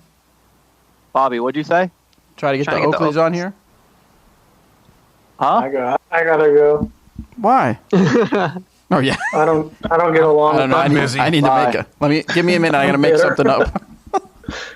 Donnie, we would love to have a new year-long bet. We just can't really do very much stuff right now. I know. What am I Tanner, gonna thank bet you. on? That was a fun hot take. Ones where aight. people get It's like aight. actually pissed. That's how you know it was a good hot take. Yeah, but some of your argument was just restating the same thing over and over. That's again. what arguing is. No, it's not. Yes, No, it is. it's not. Just That's reiterating bad the same arguing. point. That's what No, it's arguing not. is. This look, if That's it's gonna being be like bad at arguing. if it's gonna be like first take or like around the horn, you say your good point and then you say it the same way or slightly different like 3 more times No, you- and louder every You time. just And say it louder. slightly different every time. He's like, And a okay, little bit listen. louder. Yeah. And then you say the same thing, but like change 2 words. Also, Bobby and Robert could arm wrestle right now. Oh, we could. Bobby would win. Wow, Robert, cool. Way to just give up. Bobby's stronger than I am. 100%. What a Bobby's, leader, man. Bobby's low key pretty cut. Not gonna lie. What? Where's AJ? He's in the chat. Does Facebook Messenger do multiple cams? Oh, you probably I don't know. You don't have Messenger on that, do you, Zach? What? You don't have Messenger on there, do you? AJ, do you have Skype? Are you listening? He's out there still, yeah. Let me see if I can put AJ Just on call here. He said call Eric. Hey, Sam, just so you know, the amount of product in my hair is minimal compared to what a lot of people use. Less than a dime size in my hand. I can't Just find saying. Eric's name on whatever. Look AJ, for tell Dump Eric Face. Oakley to send me his Skype name on Facebook Messenger. Yeah, see, Tanner said you just kept asking the same question to my statement. Because he wasn't changing his answer. But I was saying it louder Robert, and you better. cut out. Shut up. Robert, you cut out. Shut up. You cut out. Shut up. That's one way to win an argument. See? Just not let the other person hear you. Yeah. Every time it's cut out, he's been talking. What's his name, Jonathan? So, Send me his name on Facebook Messenger, JVD. if you're looking for Eric, I think it's like doo-doo face. He says look up. He said look up Tina. I like what Dig and DG said. He said, hot take, arguing is just stating the same thing over and over, but at different decibels. That's pretty good. I like that one. Yeah, Someone was saying- every time Robert would use the word pure, Bobby would just get louder. Like, No, because I It's was just trigger word. Just Dude, sorry I'm Going busy up and winning. over. whatever. Somebody said like Danny was getting ready to fight. I have never been less interested in fighting anyone ever. Right. We've talked literally everyone I know. I think I would lose in a fight against because I said this in the chat. They're either women, children, or bigger than me. Like, Looks like we're kind of connecting to somebody here. Danny, you need to calm down, man. Doc, it's a good thing I go around just trying to start fights all the time. yeah. Danny, Doc You're such an says, aggressive in people's face type of guy. It's a habit of mine of just pouring drinks on people's laps and seeing what they do. yeah. Danny, Doc Zen says, I think you could take Robert, mess up his hair, then take him out while he's trying to fix it. You're wrong. Roasted. Dang it. Whatever. What's going on? Oakley's trying to connect. It says you're unavailable. That's Nope. true, Johnny. I'm blocking them. You're blocking them. Same. Is there a reason you can't just tell me what it is in a text? Oh, here we go. Live incoming call. Here we go. No, that's. Did I disconnect? It's just pouring drinks on people's I disconnected. Hold on. I got to give you. I'll call you back. Because I think you could take Robert, mess up his hair, then take him out while he's trying to Hold on. Resume call. Spirit said I wasn't talking in chat. All right, hold on. Let me get this. Riz You're going to want to add that. Junior. Don't say it out loud, maybe. Yes. What is this about sharing people's private information? That's also AJ's phone number. How did he text that to you? Oh my gosh! Is that merge? I could hold up Eric's phone number for like 5 seconds. There we go. All right. Well, turn down. mute Turn. the Hello, other thing. mute.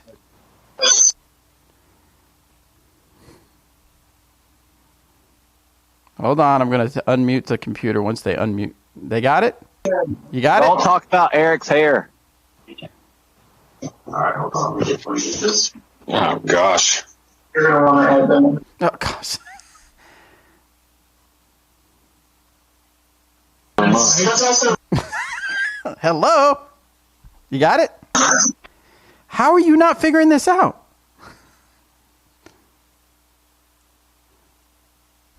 Nope. Oh, my gosh.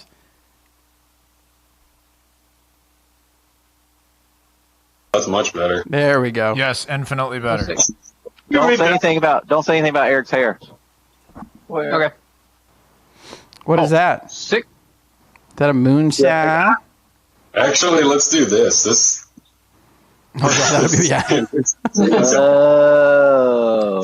Next week we need to get this up here somehow so that we can look kind of at the camera. Because I looked earlier and the whole time we're just like Looking this. down, I know. Yeah. oh, That's us. next time. Oh, we got to do that next week. Okay, Eric. Okay. So, So what's your all's take on our hot take? What do you think? Should we only have forehands and backhands? no. Y'all are stupid. All right, I changed my mind. I agree with Robert now. Thank you, Zach. You're back on the team. Here's the beauty of disc golf. If everybody were to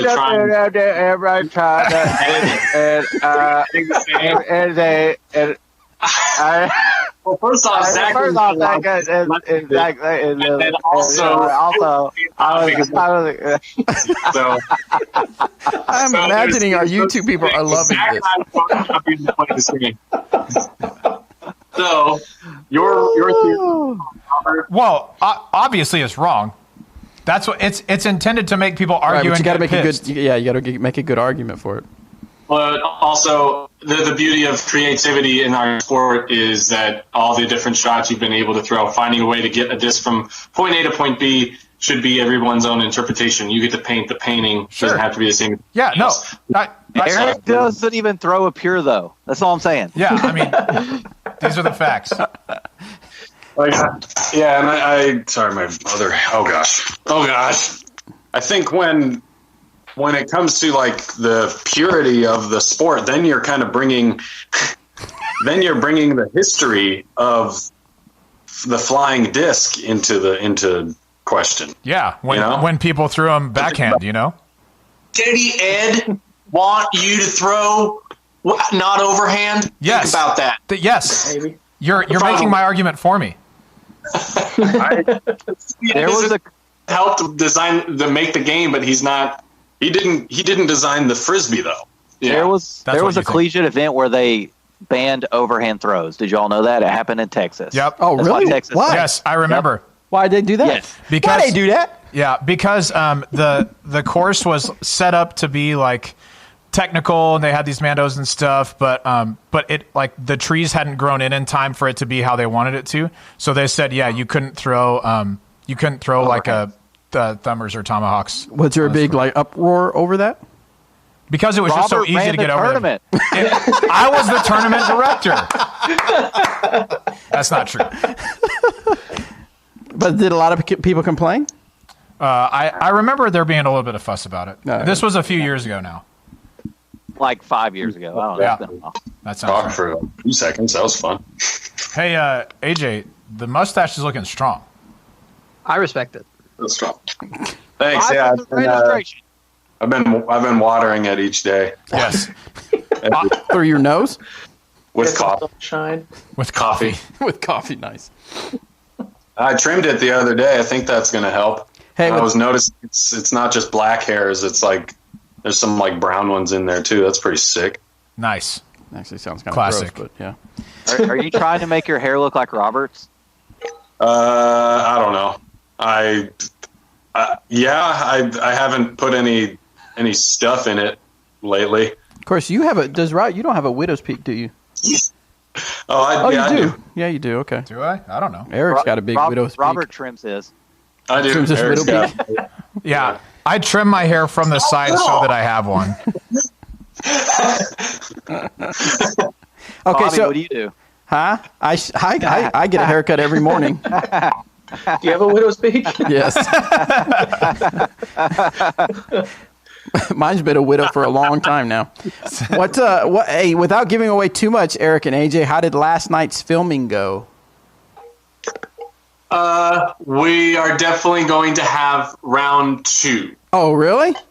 Yeah, I think they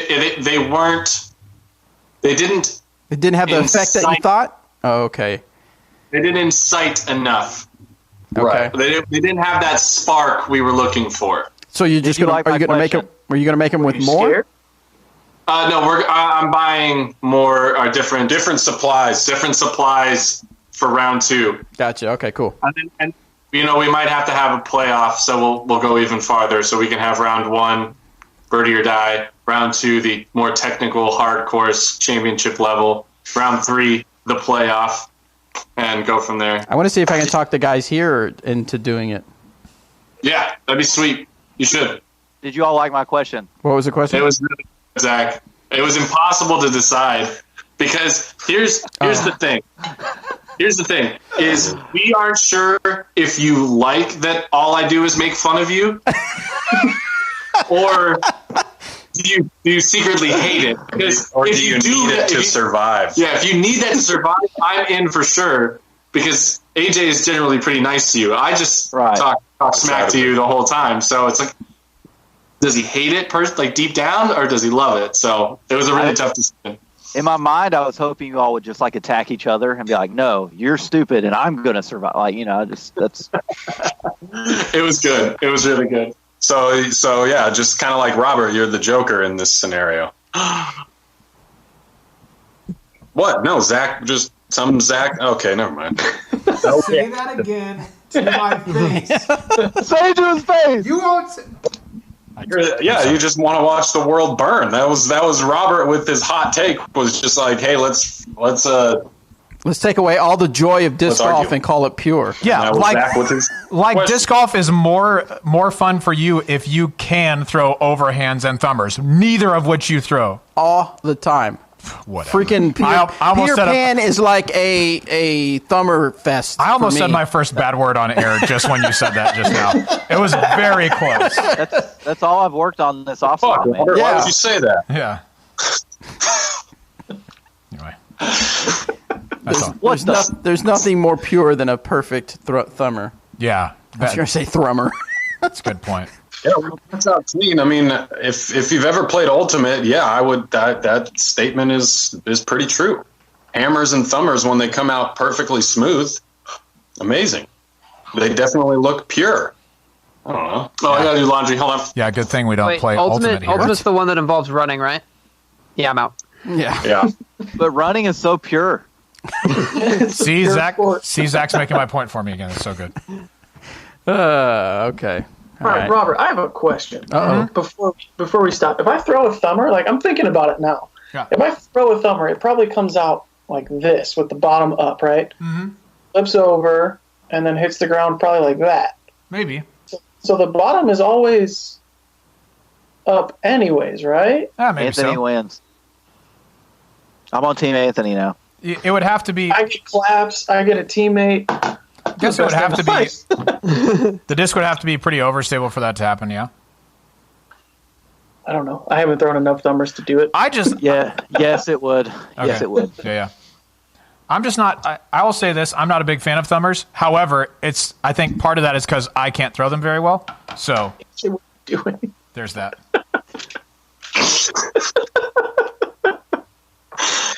What other stuff you have coming out, AJ? Well, I got some videos that I'm working on. I'm gonna make some music. Make some music. Wait, what? Are you gonna be a rap artist? I don't know. You're like Dame Lillard, dude. Can you give us a sample of something? Rapper, Dollar Dame. Y'all gonna collaborate? You got a sample of something we can hear? Freestyle it for us, AJ. No, Sam, nothing yet. But I ordered a laptop that should be able to handle like some music production software that I will then use to make some music and do some stuff. So this might be it actually at the front door. I don't know. What's going on? Hey, how's it going? Pretty good. Appreciate it. Yeah, got it. Thank you. 6 feet apart. 6 feet apart. Let's see it. Is it? Let's see it. What you got there? I don't know. It's a big old box. This just turned into What's your mail? This just turned into an unboxing. Yeah, that's definitely got to be, dude. Leaning on that. Yeah, that's a box. That is. Hey, zoom in on the address real quick. See, look how AJ protects other people's personal information. It's a box that was shipped to Yeah, sorry. Florida. Robert. Yes. Paige texted back and said, "What? LOL." Oh, she must have forgotten now. She was very upset at the time. This was probably like 2.5 years ago. Are you going to open the box? No! What's in the box? What's in the box? I guess I could. Yeah, dude. You got us all anxious and everything about your new career, so I want to see it. We need what is it? Is it Assorted Chaos? Yeah. Is that what the band was? Sorted Chaos. Yeah. That's the acoustic cover. That's the band. Oh, that acoustic. was so funny. That was one of my favorite videos that we put out last year. That was such a good time. That was a good one. I agree. That was a very good time. I thoroughly enjoyed filming that with you, Danny, and then I thoroughly enjoyed your edit. Even though, I mean, I felt kind of bad. I felt like I was making fun of you for a lot of it. So I made sure to put a few extra good shots in there just to make it sort of level it out. Well, I mean, it's what I get when it's like I spend my entire days just roasting everybody. So, that's what happens. It's not your fault. Really? All right, so we got the scissors cutting open the tape and we open the box. MSI. Ooh, MSI. What's that looks up? promising. Whoa. That looks like a 17-inch laptop? Or what? Hey, AJ, if that can handle music production, maybe it can also handle gaming. So what are you doing tomorrow? Go ahead. What are you doing as soon as this call ends? Go ahead and download Rocket League and play. Is Rocket League, that's the one that's cross-platform, right? Well, there's Is that a lot the one with the lawnmower? Dude, another MSI box. The first one wasn't fake. We've lost about 15 viewers since starting this. MSI, also getting dude. one Oh, look at that. So sick. Dude, you're going to be a media guy now, dude. So sick. AJ's on the media team. Does M stand for media? Oh, dude, so sick. Eric. Don't read. Open the Russian. box. What's Eric. Did you do this? Don't. Yep. Don't judge. Did you do this? Find that? Did you do this? He said yes. Yes, I did that. Oh my God. Is it on all of them? MSI bag and MSI box and MSI box, dude. So sick, dude. Oh man! So and there it is on the TV. Nice. Is it the laptop? Yeah. Oh, sick. Wait, but was it the computer? What is it, the computer you wanted? Hey, Robert, look. We can't tell. Oh, Steel Series. That's the beat. You have been listening to Steel Series on Joe Metro. Zach, when did I do that? Was I that? don't know. I don't know. It had to have been. 'Cause you weren't at Wake. AJ, you need to plug it in order for it to work. Nothing's going to happen until you Computer plug it in. on. Yeah. No. Computer on. I Clap declare bankruptcy. No, I didn't just say it. I declared it. Nope, just gonna put it away forever. Yeah, that's a good idea. Never using it. Are you going to make music real quick or what? Make music real quick. Just whip up Drop some the music. beat. Yeah. Hey, That can we keyboard doesn't look like it would play very good sounds. music production, video production, and yeah, maybe some games. Oh, you got any games on your phone? Is it pretty rocked out laptop or is it pretty good? It looks like a pretty solid one. Yeah, it should I mean, be it's MSI, so yeah. Gen i7 and 32 gigs of RAM. Do you know what graphics card it has? No. Okay. Probably. I think it's NVIDIA something or other. No. That's You can just one of peel them. the top That's off. And one- just say, GeForce GTX. But what numbers, though? GeForce. Good Force. Okay. That doesn't tell me anything about it, but it's cool. It's got a graphics card, so we're It has. You'll be able to see things on the screen.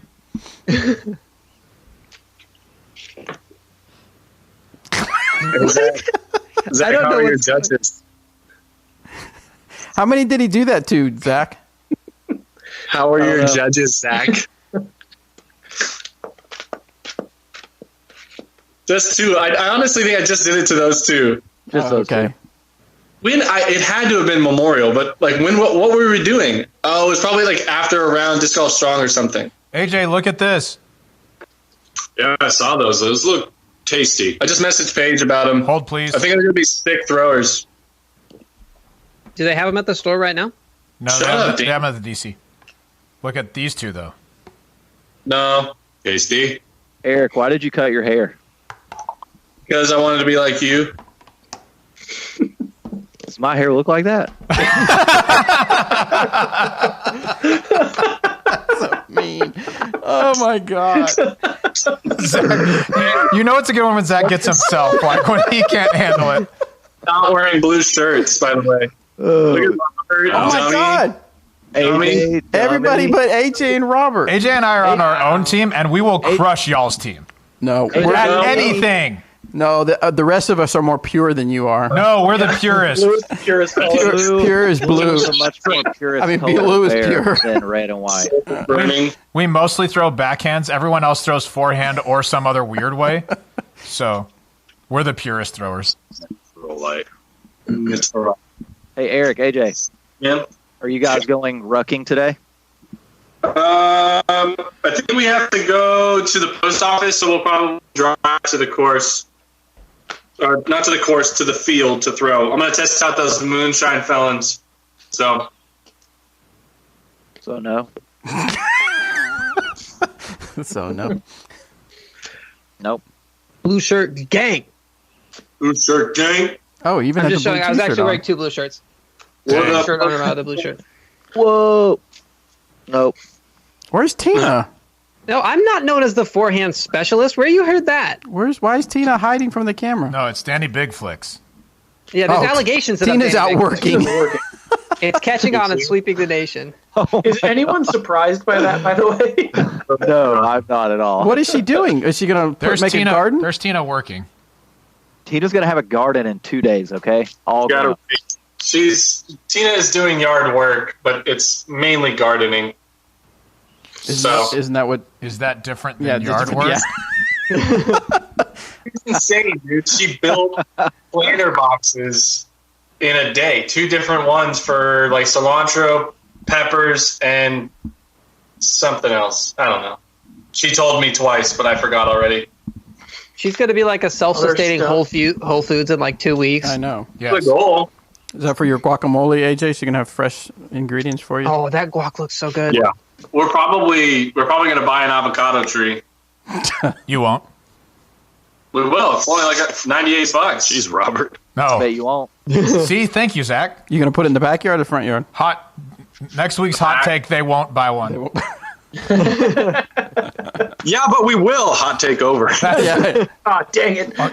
You did it. We're playing this. Crap. His mic's already peaking. He can't be any more sincere about that opinion. I don't understand. All right, then. Well, fellas, it's been enjoyable to see you two.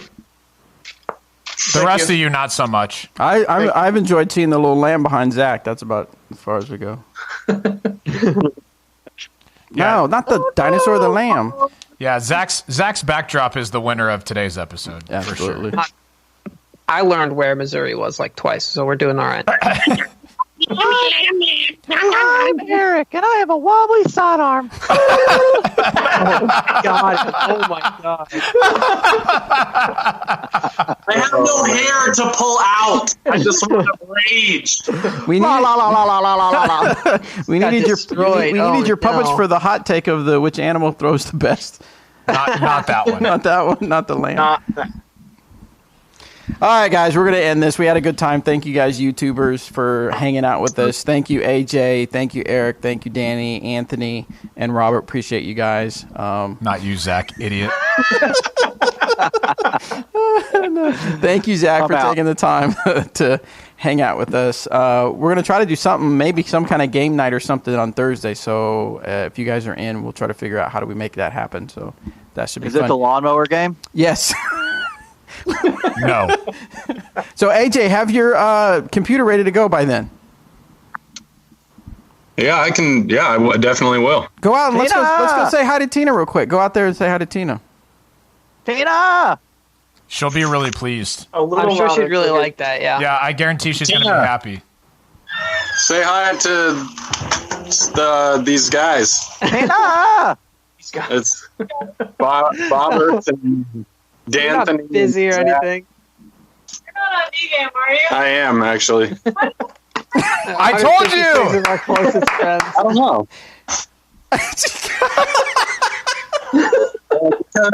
I don't know. So that's all I got. You're in trouble. Go out and say hi. There we go. AJ's definitely in trouble. I've become an Austin.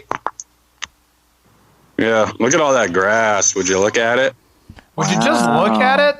There's my It car. looks like a lot of grass. I think. What are you doing, I think Tina? it's mostly just dirt. There's so much grass. I don't know what y'all are seeing. All I see is dirt. Okay, now I see grass, actually. Piece of grass. Friggin' cinematic.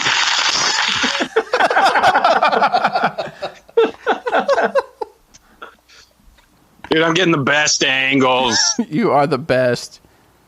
Can we end the stream on that shot of AJ? I know please? we should. All right, that's enough. Thanks, guys. We'll see you. Appreciate you. MySpace? Bye, guys. So, yeah, I mean,